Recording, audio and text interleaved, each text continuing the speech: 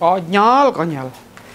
Kaisang menjanjikan private jet ke kadernya PSI. Selamat datang di OCD, obrolan bersama Cak Den.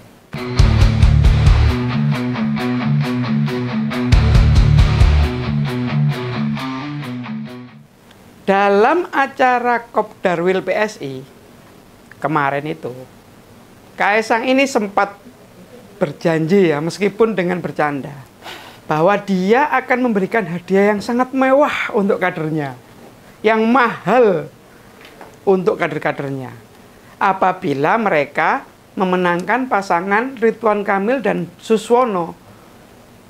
Nah, kader PSI yang dijanjikan ini bertanya-tanya dong, apa sih?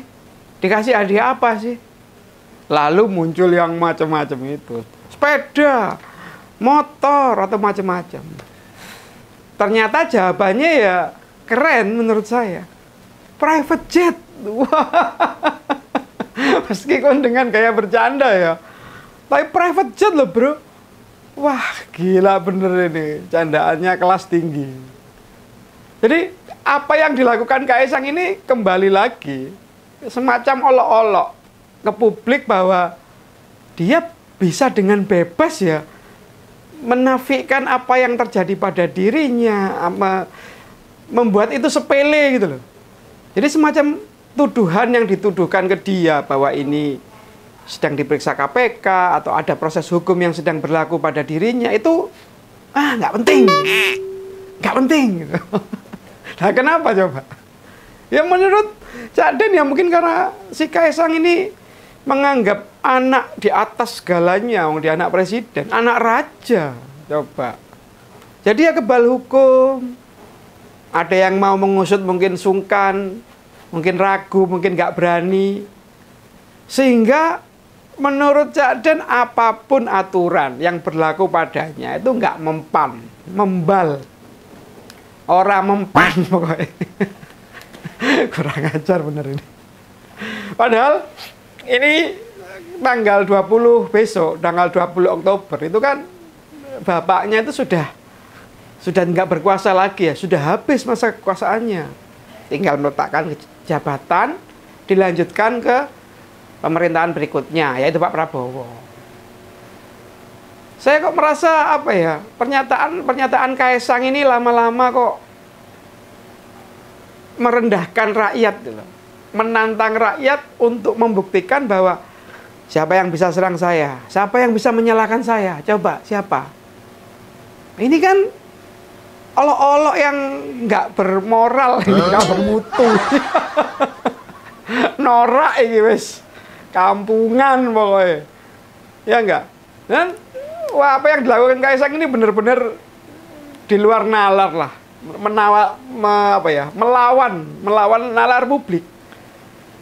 Dia menantang bahwa urusan dia di KPK, yaitu masalah dugaan gratifikasinya, masalah private jet, itu kan sedang diusut kan, masih ada.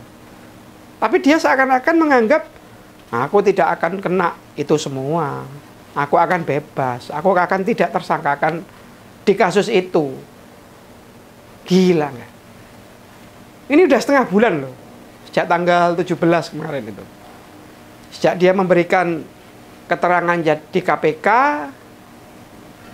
dengan bilang bahwa yang dilakukan hanyalah nebeng, sampai sekarang perkembangannya juga nggak jelas, nggak jelas ingin diusut seperti apa.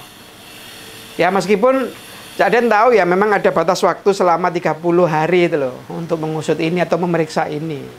Tapi naga-naganya memang dibuat sedemikian mepet waktunya sehingga ini akan terlupakan. Nah ini menurut Cak Den adalah gini loh, KPK ini apakah benar-benar badan yang sudah tidak independen lagi ya, sudah dependen dengan kekuasaan, sangat tergantung, dipengaruhi oleh kekuasaan, terutama presiden. Jadi dia bisa saja mengulur waktu untuk mempublikasi hasil dari pendalaman kasus gratifikasinya Kaisang ini. Nah ini kan gawat. Kenapa gawat? Karena kalau KPK tidak bekerja sesuai dengan marwah awal dia dibentuk, kan KPK itu awalnya dibentuk untuk menegakkan reformasi, kan? Supaya ada badan yang benar-benar bekerja menegakkan kekuasaan yang bersih, kekuasaan yang tidak kena money politik dan yang lain-lainnya itu. Jadi ini adalah badan yang memastikan kepastian hukum masalah ini. Nah sekarang kalau kerjanya kayak gini gimana? Semakin surem aja, semakin nggak jelas aja nanti kerja KPK. Kasihan kita ini. Gara-gara kekuasaan yang sedemikian tinggi sehingga membuat kerja KPK seakan-akan dikebiri. Tapi menurut Cak Den gitu loh, memang si Kaisang ini anak-anak muda ya, anak ragil muda dari Pak Mulyono ini sering sih, kerap banget wes. Sering banget dia itu seakan-akan menantang logika yang muncul di masyarakat ini. Gaplak itu tenan bocah ini. Seakan-akan Kaisang ini menganggap rakyat ini bener-bener nggak penting buat dia. Rakyat itu bener-bener cuma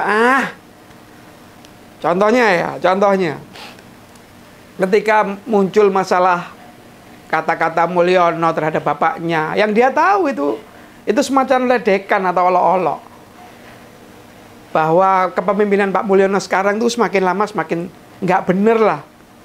Terus dia lakukan apa? Bikin kaos, bikin jaket lah, kan geblek. Meskipun dalam satu hal dia kreatif, tapi geblek dia itu kayak, waduh, dia menantang gitu loh.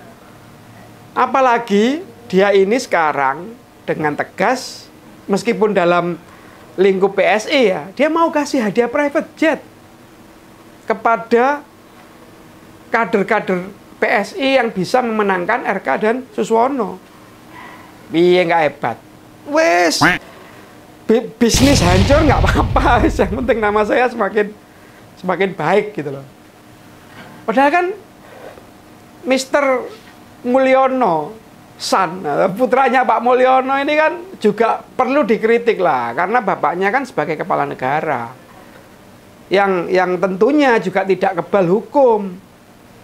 Itu dinyatakan sendiri sama Pak Mulyono, semuanya itu sama di hadapan hukum. Dan Pak Mulyono juga sering dalam beberapa kali wawancara, beberapa kali statementnya, dia bilang bahwa saya sebagai kepala negara tidak akan mengintervensi hukum demi keluarganya. Itu statementnya. Kenyataannya, publik kan bisa merasakan. Publik sudah tahu sebetulnya. Cuma ya kita diam, karena kalau enggak ya dia berabrik ya kami semua. Kacau.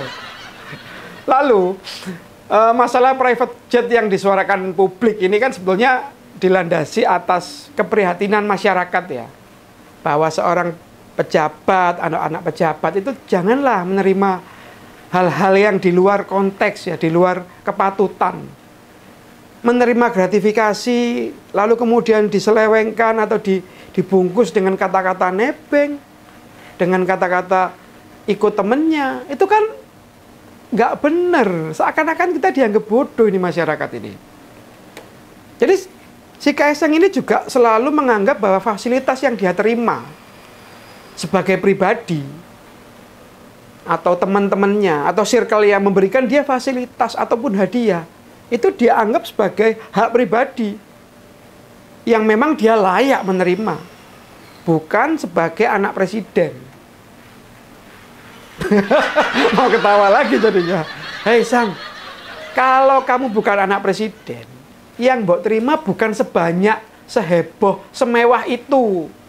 Bukan. Orang saya aja kalau nerima dengan teman-teman atau tetangga aja ya sak cukupe, paling ditraktir. Makan mie ayam, gado-gado gitu aja. Jadi kumpulan orang-orang di sekitar yang dikomandoi oleh rezim Mulyono ini merasa seakan-akan mereka itu pendekar yang sakti gitu loh. Yang lepas dari semua jeratan, hujatan itu, wah, dia menyiapkan semua tameng-tamengnya. terutama di masalah perangkat hukum. Kita lihat sekarang, kinerja perangkat hukum di Indonesia, apa yang dihasilkan? Ya seperti ini, suram. Karena apa? Karena benar-benar diintervensi atau mendapatkan tekanan dari kekuasaan. Aparat hukum tidak leluasa untuk menjalankan hukum sebagaimana mestinya. Karena ya tadi ada tekanan atau apa. Saya tidak bilang seperti apa tekanannya ya. Tapi tentunya ada lah. Orang kita mau bicara masalah yang belum tahu, belum jelas aja udah digerebek. Kayak di Kemang kemarin. Kan kacau. Lalu yang melakukan dipajang di belakang polisi. Ya kita nggak tahu. Ngapain orang itu punya kepentingan. Mau bubar-bubarin acara. Kedua lagi. Hukum sekarang terkesan tumpul ke atas. Tajam ke bawah. Jadi begitu ada orang-orang yang merasa hebat, lalu terkena kasus, ya sudah, hilang aja dia. Tidak diusut atau disimpan untuk hal-hal yang lebih penting. Tapi kalau ke rakyat, langsung. Tanpa ada babi bu, langsung sikat, langsung hukum, langsung penjara. Lah kalau kayak gini kan membuat rakyat semakin antipati kan.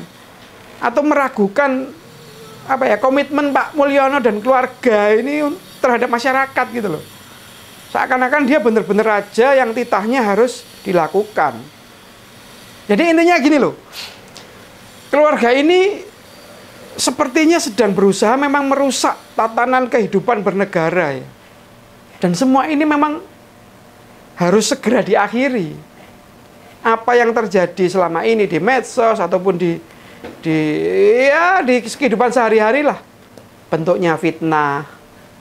Dia bilang ya, fitnah, hasutan, hoax, itu sebetulnya adalah kritik dari masyarakat yang harusnya didengar, diperhatikan, dan jangan disepelekan itu. Itu adalah kritik supaya hal-hal seperti ini bisa segera diperbaiki, bisa segera dihilangkan. Jangan kamu menganggap bahwa hoax yang kamu bilang fitnah macam-macam itu bukan kritik, hanya untuk menjatuhkan, bukan. Itu upaya dari masyarakat Indonesia melaksanakan hak demokrasinya. Jadi aneh aja ya sekarang ya. Semoga DNA keluarga yang suka olok-olok kayak gini segera dihentikan lah. Semoga apa yang terjadi pasca 21 Oktober itu akan kita kembali ke track yang benar. Masalah demokrasi, etika, adab. Supaya hal-hal ini tidak terjadi lagi. Oke ya, Sobat Cak Den. Sementara ini dulu, kita sambung lagi di episode selanjutnya. Salam Cak Jo.